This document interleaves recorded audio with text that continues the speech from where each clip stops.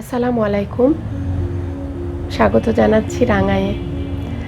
আমি আবার হাজির হয়েছি বলাইচাঁদ মুখোপাধ্যায় অর্থাৎ বনফুলির ছোট গল্প নিয়ে। আমাদের আজকের গল্প বিদ্যাসাগর। তাহলে শুরু করছি।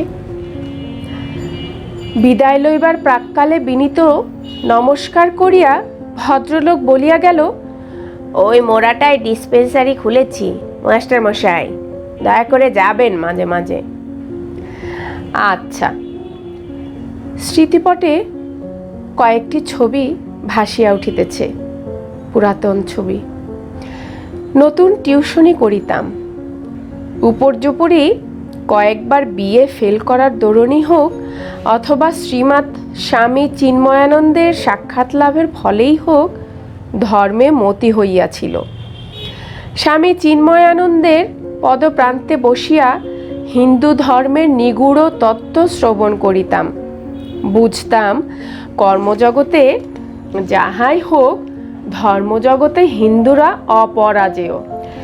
দিনের পর দিন স্বামীজি যে সকল তথ্য ও তত্ত্বপূর্ণ বক্তৃতা আমাকে শুনাইতেন সেগুলি এই গল্পের পক্ষে অবান্তর। যেটুকু প্রাসঙ্গিক তাহাই শুনুন। একদিন তিনি জন্মান্তর রহস্য প্রসঙ্গে সারগর্ভ আলোচনা করিতেছিলেন। এরূপ কৌতূহলোদ্দীপক আলোচনা আমি ইতিপূর্বে শুনি নাই। সে এক আশ্চর্য ব্যাপার। অত্যন্ত আকৃষ্ট হইয়া পড়িলাম। স্বামীজির বক্তৃতা শেষ হইলে তাহাকে ধরিলাম। জন্মান্তর রহস্য উদ্ঘাটনের পন্থা বলিয়া দিতে হইবে। প্রথমটা তিনি আপত্তি করিলেন, শেষে তাহাকে বলিতেই হইল। তাহার উপদেশানুসারে মুদ্রিত নেত্রে নানাবিধ যৌগিক প্রক্রিয়া শুরু করিয়া দিলাম। জন্মান্তর রহস্য উদ্ঘাটন করিতেই হইবে। ছাত্রের পড়া লইতেছিলাম। সাধু শব্দের চতুর্থীর বহুবচনে কি হবে বলিতে পারিল না। মুনি শব্দের দ্বিতীয়ার দ্বিবচনে কি হবে পারিল না। নর শব্দের দ্বিতীয়ার একবচনে কি হবে। অনেকক্ষণ মাথা চুলকাইয়া একটা উত্তর দিল, ভুল উত্তর।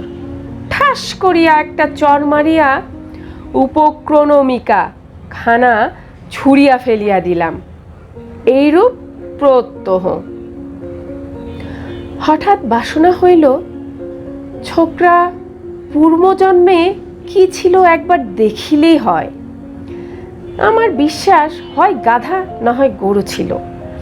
স্বামীজির প্রদর্শিত প্রক্রিয়া অনুসরণ করিয়া এই কৌতূহল নিবৃত্ত করা তো খুবই সহজ। সেদিন গভীর নিশীথে যোগাসনে উপবেশন করিয়া মুদ্রিত নেত্রের সম্মুখে রুদ্ধশ্বাসে আমার ছাত্রের পূর্বজন্মের মূর্তি নিরীক্ষণ করিয়া চমকাইয়া উঠিলাম। এ কি, এ যে বিদ্যাসাগর, প্রাতঃস্মরণীয় বিদ্যাসাগর, স্বয়ং উপক্রমণিকার স্রষ্টা। জন্মান্তর রহস্যের ফেরে পড়িয়া নর শব্দের রূপ বলিতে পারিতেছে না। আশ্চর্য ব্যাপার। স্তম্ভিত হইয়া গেলাম। পরদিনও ছাত্র শব্দরূপের এক বর্ণ নির্ভুলভাবে বলিতে পারিল না। কিন্তু তাহাকে আমার আর শাসন করিতে প্রবৃত্তি হইল না। ইচ্ছা হইল প্রণাম করি, অশ্রু জলে তাহার চরণ দুইখানি ধুইয়া দেই। বিদ্যাসাগরের এই দশা। যতদিন তাহাকে পড়াইলাম শাসন করিতে পারি নাই, সম্ভ্রম করিয়া চলিতাম। ফলে সে 4th ক্লাস হইতে কিছুতেই প্রমোশন পাইল না।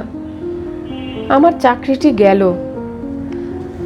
ভাগ্যক্রমে অন্যত্র একটা কেরানিগিরি জুটিয়া গেল। চলিয়া গেলাম।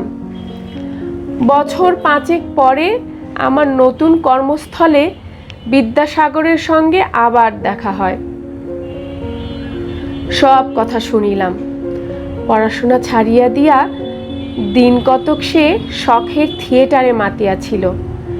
স্ত্রী চরিত্র নাকি উত্তম অভিনয় করিত। মেডেল পাইয়াছে।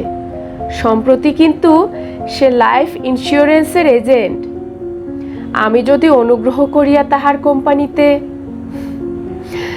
আমার চোখে জল আসিল। সাধ্যাতীত হইলেও কিছু এনশিওর করিলাম। আবার আজ সে আসিয়াছিল। চেহারাটা বেশ ভদ্র ভারিক্কি গোছের হইয়াছে। বলিল, ইন্স্যুরেন্সের দালালি করিয়া সে কিছুই সুবিধা করিতে পারে নাই, সেই জন্য প্রাইভেট হোমিওপ্যাথি পড়িয়া সে ডাক্তার হইয়াছে এবং এই শহরে প্র্যাকটিস করিবে মনস্থ করিয়াছে। আমি যেন তাহার পৃষ্ঠপোষকতা করি, যথাসাধ্য করিব প্রতিশ্রুতি দিলাম। নিষ্প্রয়োজন বোধে 2টি খবর তাহাকে দিলাম না। খবর 2টি এই, স্বামী চিন্ময়ানন্দ চর্যাপরাধে জেল খাটিতেছেন। আমি খ্রিস্টান হইয়াছি। আজ এ পর্যন্তই। ভালো থাকবেন সবাই।